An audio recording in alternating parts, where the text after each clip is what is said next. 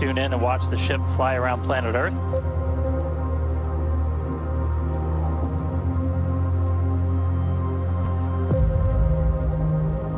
Relight demo startup.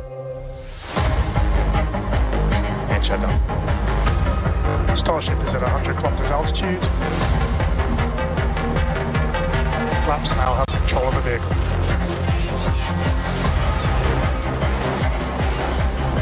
Starship has started the subsonic belly flop.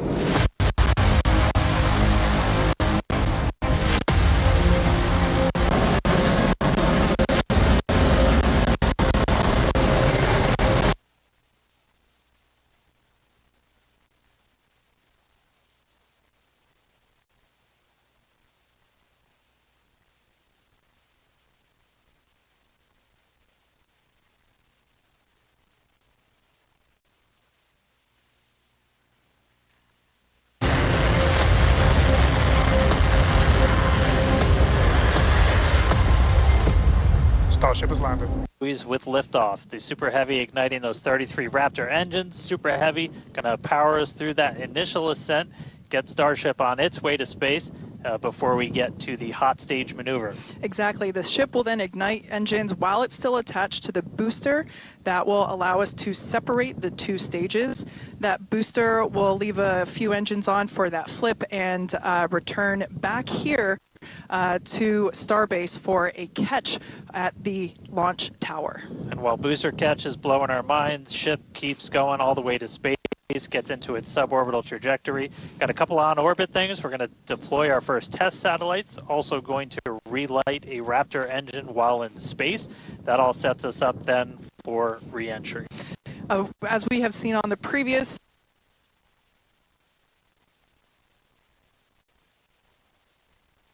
flights, courtesy of Starlink, that re-entry period gives us such gorgeous views. It's like, you know, just a rainbow.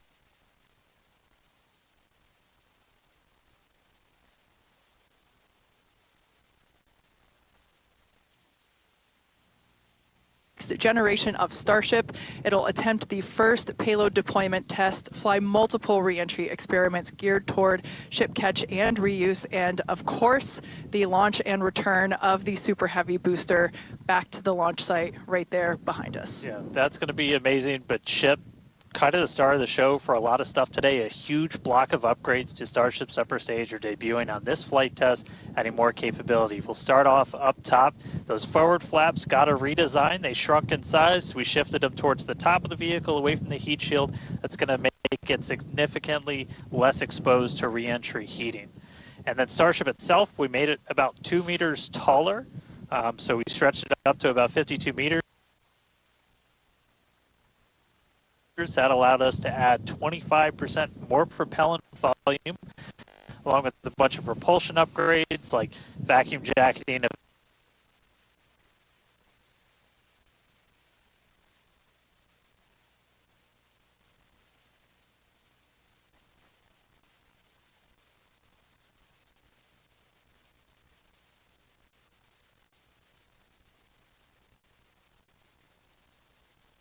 those feed lines to the engines.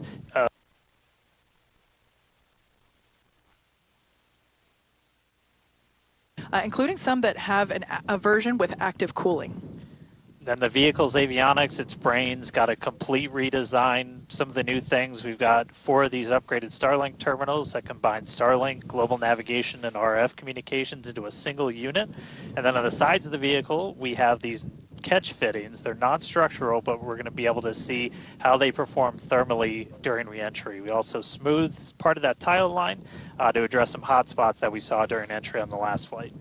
Now the ship and the booster, they weren't the only thing to get some upgrades. On the ground side, several radar sensors will be tested on the tower catch arms as we experiment with additional ways to measure distance between the arms and the vehicle while we prepare for ship catch.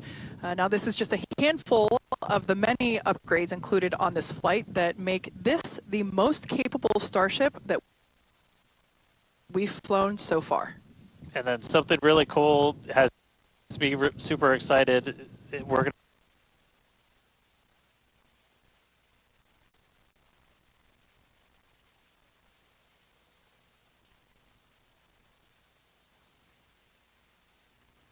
three launches on Starship is going to add about 60 terabits per second of capacity to the Starlink network.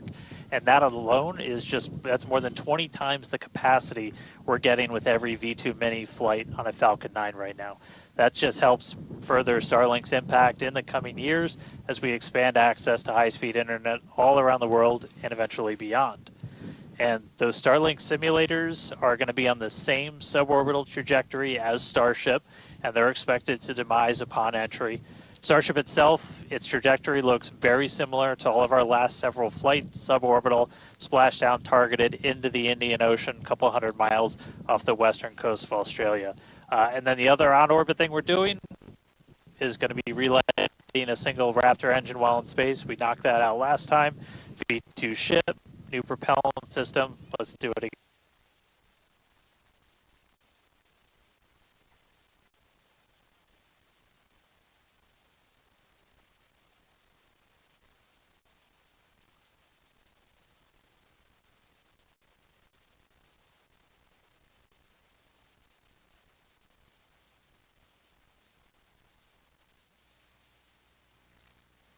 On this nozzle, maybe we can get that image rotated so you can see it a little bit better.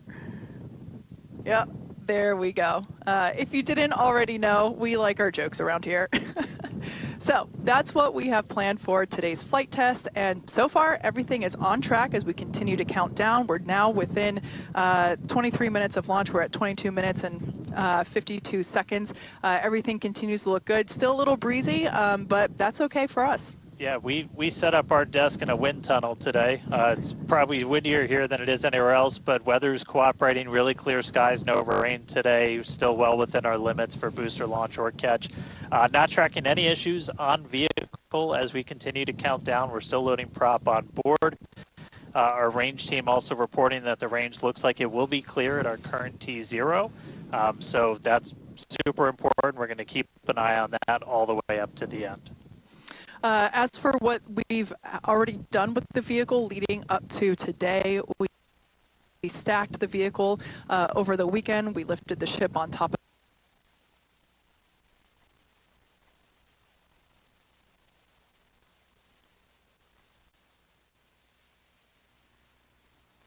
in the Gulf to make sure that the booster has a clear to return back to here at the launch tower, but also they're located in the Indian Ocean, standing by to make sure that the targeted landing zone for the ship is also clear as well. And then we knock out a whole bunch of things in the hours before launch. We do an alignment on all the guidance, navigation, and control. We did tank purges, pressure checkouts, make sure we were ready for prop load, check the booster, quick disconnects, and the ship one. We demate the chopsticks. We actually do a little wiggle check on them, make sure we have control, as we're going to be using those for catch. Load up all of the hydraulics that are on the tower, and then we did the initial locks and methane chills, getting them ready for prop load. Now, speaking of prop load, we conducted the go, no-go poll for prop load at 3:30, so a little bit less than an hour ago. Always good there.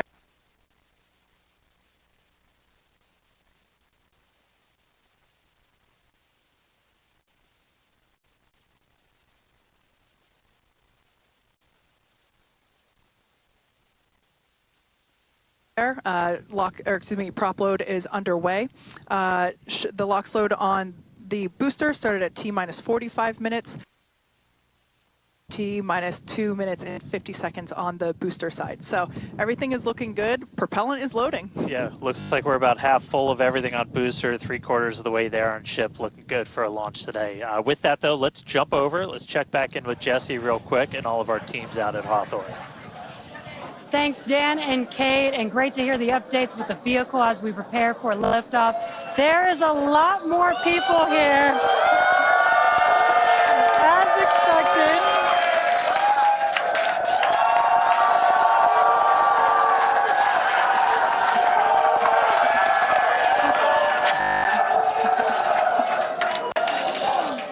Love it. All the Raptor engines are built here, so there's a lot of that team here in the crowd, so they have a strong connection to the Starship flight today.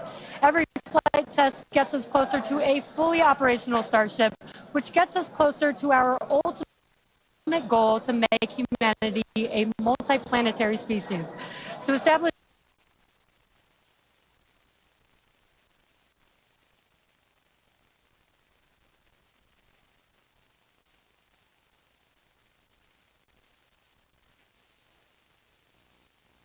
in preparation for these long trips.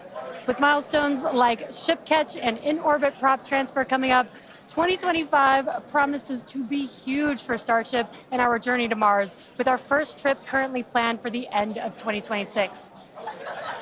Between the reusability, low cost, and heavy lift capabilities, this all comes together to help us deliver up to 100 people at a time to destinations both near and far, and to deliver payloads farther and at a lower cost than any other vehicle. We'll be able to launch more massive payloads than anything else flying or in development today, capable of sending things like giant space telescopes or the next generations of space stations into orbit on a single launch. So while today's flight is just a test, the future is much closer than we realize. But one flight test at a time. So let's head back to Dan and Kate for a closer look at Starship.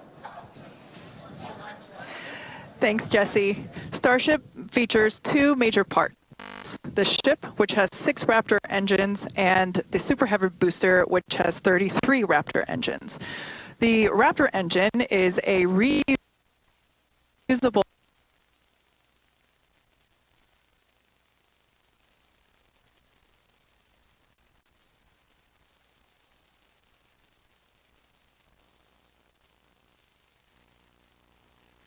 mentioned earlier, today's flight is debuting a ton of upgrades that we've had in the works in order to increase Starship's reliability and performance. Several of these upgrades will also unlock our ability to fly longer missions, something that we'll want to do as we start doing orbital flights around Earth.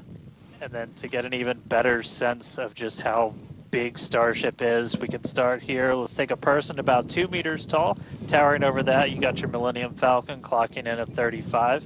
Just above that, we've got a Falcon 9 rocket, payload fairing attached. Double that height, you're up at 70 meters. And then topping it all off, nearly twice the size, it's a fully stacked Starship up to 123, got 2 meters taller. Altogether, the ship, 52 meters, Super Heavy boosters, 71. And what's super fun is we're going to make ship and booster even taller in the future. Which is crazy, because turning around and looking at it and thinking that it's going to be bigger, that's mind-blowing. Make the ship as tall as the booster. Now, moving up the rocket,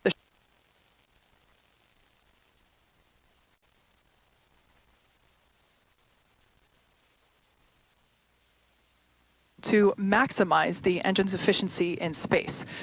Our upgraded ship that we're debuting today carries about 300 more tons of propellant than the last flight's ship, bumping it up from 1,200 metric tons to about 1,500 metric tons. It's a lot. The ship is designed for vertical takeoff and landing on any hard surface. Now, the ship is also outfitted with newly redesigned forward flaps that are used to aerodynamically control the vehicle's attitude during atmospheric flight and enable a precision landing. The new flaps are lighter and positioned more leeward or away from the heat shield. Now, to reach full reusability, the ship has to be able to survive re-entry not just one time, but multiple times. The ship's heat shield is essentially what does the job for that. We've been iterating on that every single flight, building towards that heat shield that requires no refurbishment between flights. Now, the heat shield is composed of thousands of hexagonal ceramic tiles. They're designed to insulate the vehicle during that atmospheric entry where temperatures ramp up to as high as about 2,600 degrees Fahrenheit. A rapidly reusable heat shield has never been flown in history, so continuously improving this, flying new experiments, those are all key focuses of all of our flight tests right now. And in between the first and second stages is our hot stage, which we saw in actions on flights 2 through 6.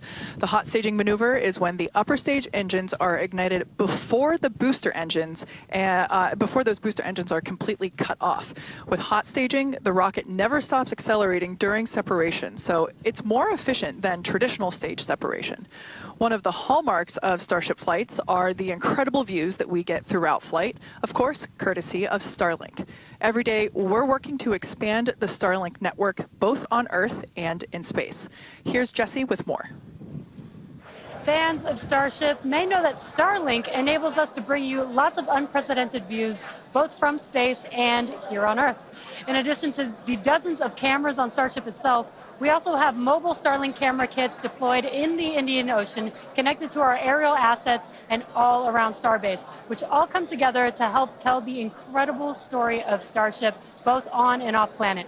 Thanks to Starlink, Starship is capable of streaming more than 120 megabits of real-time, high-definition video and telemetry in every phase of flight, providing invaluable engineering data to help engineers rapidly iterate across all systems. And all of that streaming data will be put to good use with the more than 30 cameras on the vehicle for today's flight test. Starlink is the world's largest satellite constellation, operating in low Earth orbit to deliver high-speed, low-latency broadband internet, providing access to people around the world, many who have never had connectivity before.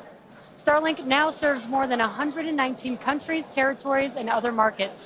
And here at SpaceX, we've been developing Starlink's communication capabilities not just for humans on Earth, but for astronauts in space. Our recent Polaris Dawn mission, we deployed a high-speed internet connection in Dragon for the very first time. Here's a quick look at how that went. Starlink is an amazing confluence of programs at SpaceX. So we have a whole corner of the company that owns and operates a multiple thousand satellite constellation to provide internet to people on Earth. So Dragon was modified for Polaris Dawn to have a laser and a Star Trekker inside of the trunk. And then it will obtain internet, both uplink and downlink, through that laser link. And it's connected to a Wi-Fi router, just like you would have in your house. Getting online with Starlink was super easy. It was just like getting online at home, and even easier, perhaps. It just connected automatically and then worked seamlessly. And then it was just internet in space. The Starlink performance on orbit blew us away. It enabled us to talk directly with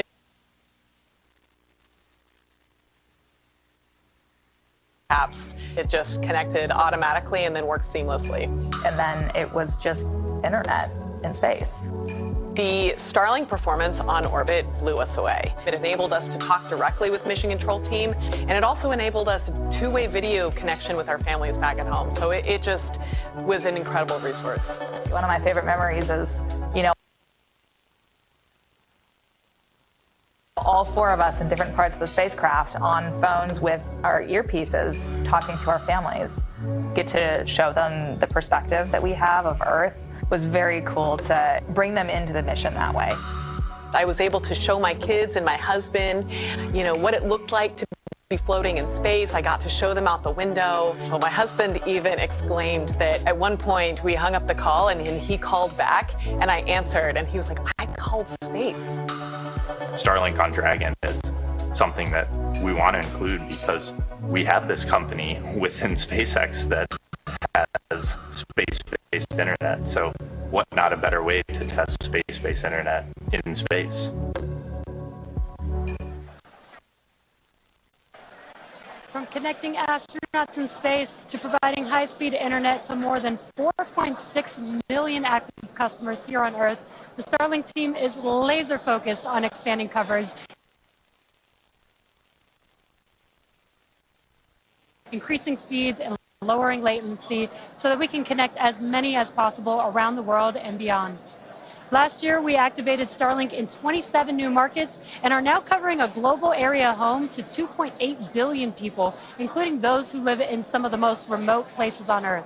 To meet the growing global demand for high-speed internet, SpaceX opened a new 700,000 square foot factory in Bastrop, Texas, and introduced Starlink Mini as well as an upgraded version of the Starlink Standard Kit. The SpaceX team also achieved an unprecedented launch cadence, conducting 134 Falcon launches, with 89 dedicated to expanding the Starlink constellation. With each launch, Starlink adds more capacity to the constellation and continues to expand its coverage, connecting even more people in underserved and hardest to reach areas of the globe. Now, while our mission to connect the unconnected is far from complete, you can check out some of the Starlink team's highlights from 2024 and learn more about how our customers are furthering Starlink's impact around the world at starlink.com/stories. And a little bit closer to home, we do have a few updates for those impacted by the fires here in Southern California. So far, the Starlink team has provided about 1,350 free kits to fire departments and other disaster response organizations from down in Orange County all the way up to Malibu. That is in addition to applying free Starlink service for thousands of customers impacted by the fires all across the Los Angeles area. And just as critically, since enabling our direct-to-cell satellites with T-Mobile, more than 120,000 text messages have been sent, allowing those in impacted areas to reach loved ones, text 911, or receive emergency alerts. I've never been prouder to be an employee at SpaceX for moments like that where we can help the people and community around us. Make sure to follow at Starlink on X for updates as we continue to work with local response teams, and check out starlink.com/LA wildfires for more information on these efforts. But back to today's flight test, one of our objectives is to return the booster to the launch site where it will be caught by the tower as we did on Flight Test 5. So let's head back to Dan and Kate for a catch primer. Thanks, Jesse. We are now T-minus 8 minutes and 40 seconds until liftoff. Flight controllers on console there in the building just behind Dan and I. You can actually see the rocket in the distance at the pad 6 miles away. Our excitement is growing. I already am not sure if I'm going to be able to remain coherent after witnessing this, so looking forward to it. You'll be all right. You'll be all right. Just a quick status check. The ship fully loaded in its main tanks on LOX and fuel. We're going to load the header tanks, and booster is going to be closing out real soon as well. Let's talk about that second catch attempt, though. So we're going to use the tower's 2 gigantic robotic arms, call them the chopsticks, same thing we used to stack Starship onto Super Heavy for all the integration ahead of a flight, and that's what we used to catch by moving stuff like landing legs from the booster to the ground side. It's a lighter booster, means you can carry more into space. Now, in a nominal operational scenario following liftoff and after the 2 stages separate in flight, Super Heavy will return to the launch site, reignite its engines to slow the vehicle down, and the tower's arms will catch the rocket booster.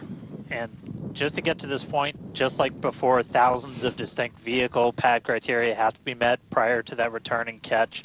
We need healthy systems on the booster, healthy systems on the tower, and a manual command from our mission flight director for the day.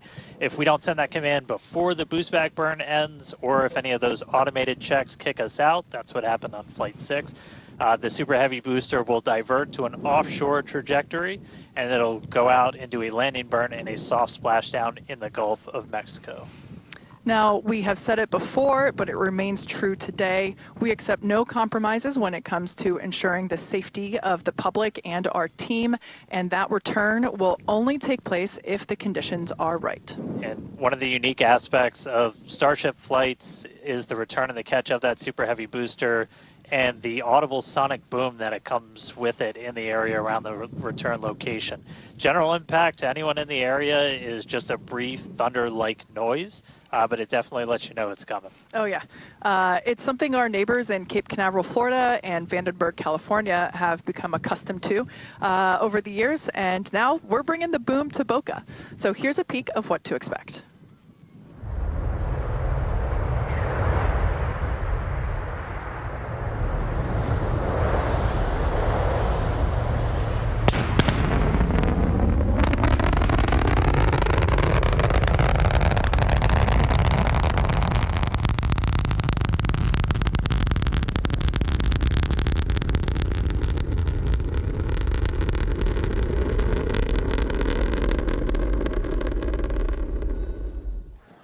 As I mentioned earlier, we have Starship, Raptor, and Starlink employees here fully invested in this flight test.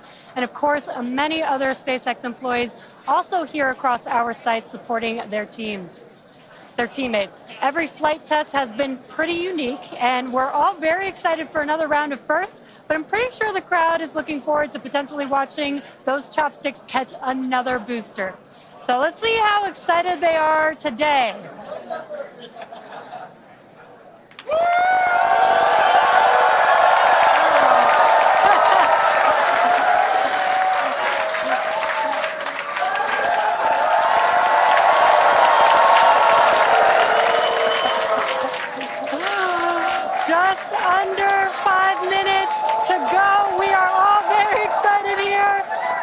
it back to you at Starbase for the final minutes of the countdown. Kate and Dan. All right, thank you, Jesse. So if you just tuned in under 5 minutes ago, you picked the right time to do it. Just a quick status check. So we're almost fully loaded on the booster. We'll be fully loaded on the ship, fully loaded on the booster coming up soon. Our range team just reported that we're looking go in the range. That's super important. Great Our news. security guys, Mike, Kyle, Nick, the whole team out there in the elements, making sure everything's clear, doing a fantastic job. And we are coming up on 4 minutes and looking good for launch. Yeah, certainly exciting. Now, we do have an opportunity to hold at T-minus 40 seconds if necessary. This is a chance for us to perform additional checks if necessary. If we, need to repressurize some tanks, or if there's a wayward vessel in the range last minute, opportunity to clear it out. But everything currently looking good. Now, once we pass T-minus 40 seconds, a number of events will occur in rapid succession. The ground spin and ignition systems come up to flight pressure. The ship will go to internal power. After that, the quick disconnect, or QD, arm lockout is removed in preparation for retraction, which will happen shortly after T0.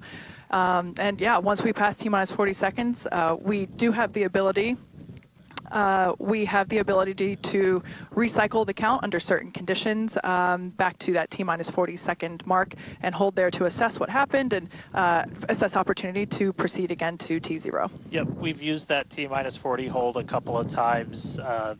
Boat's usually one of the items, but we aren't tracking anything right now that would cause us to hold there.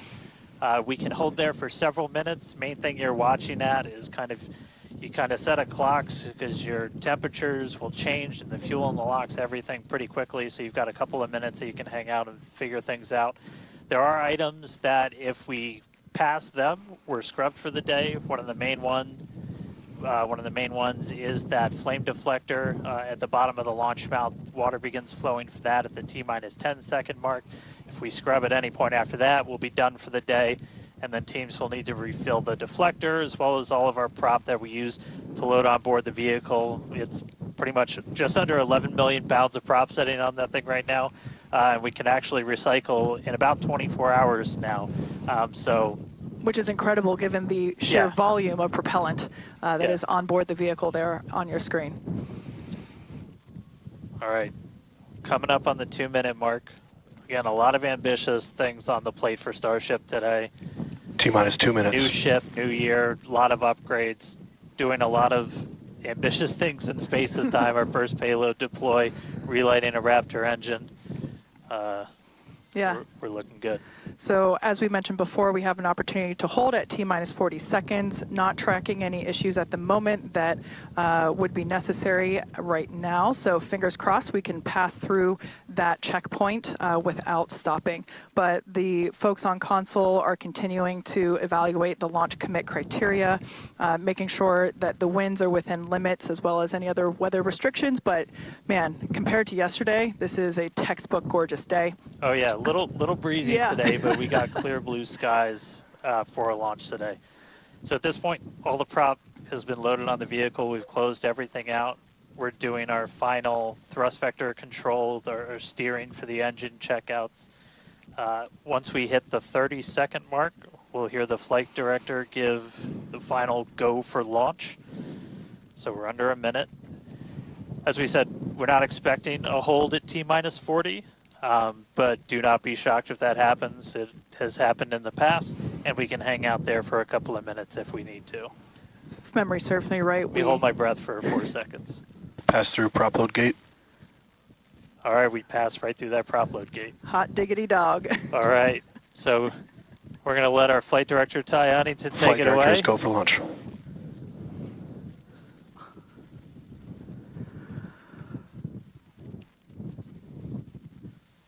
And 20 seconds.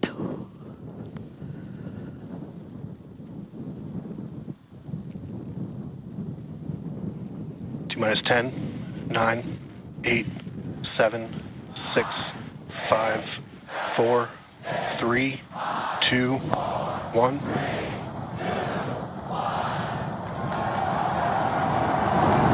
We have liftoff.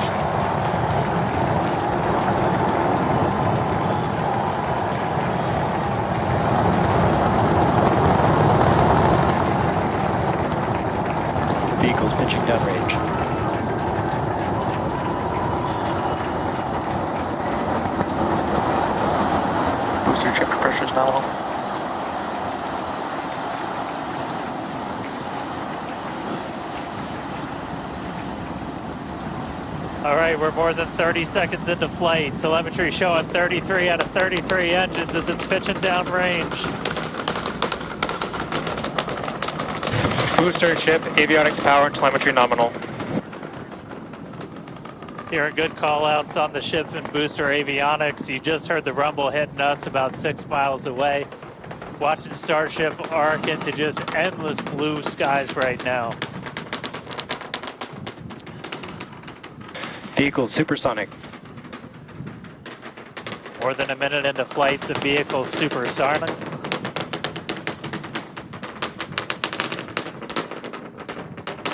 Max Q.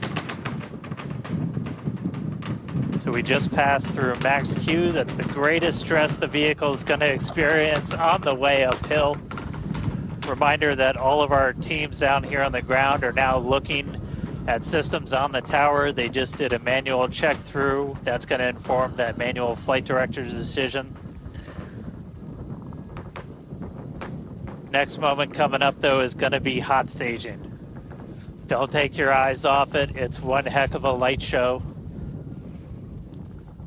What a gorgeous ascent. 6 ship engines getting ready to ignite. That's going to happen while we're still attached. We can still see the ship's engines from the ground.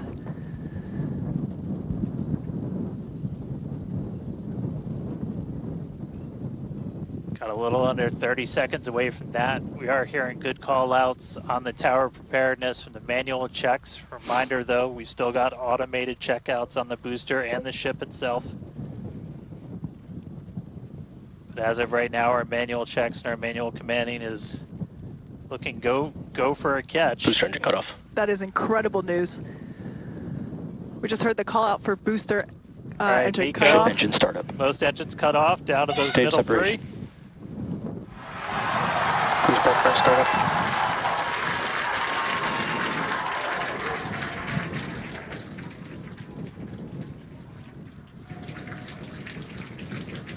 All right, hot stage Raptor, chamber confirmed. pressure We've is got a nominal. booster hopefully on our way back to us, and a ship now making its ascent burn into space.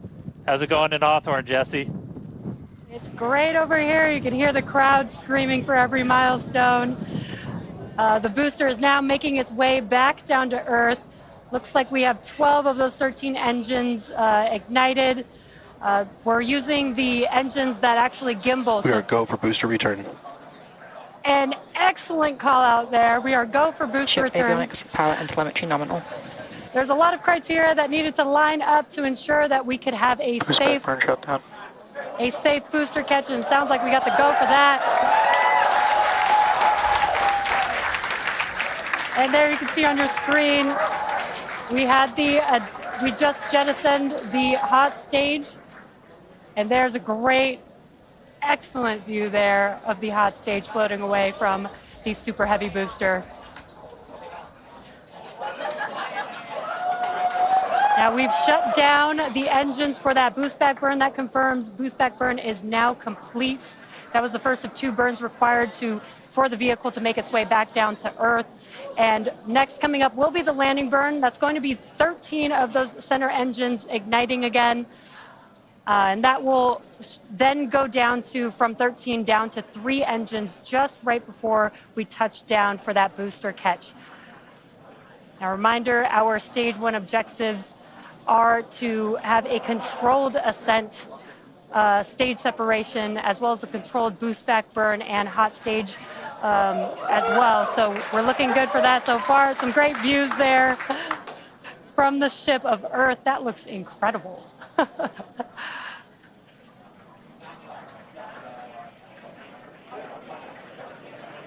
Now, Starship's ship is still firing its engines right now. Starship trajectory nominal. And great call outs. Starship trajectory is nominal. You can follow along the telemetry, the altitude in the bottom left-hand corner for the super heavy booster, as well as the bottom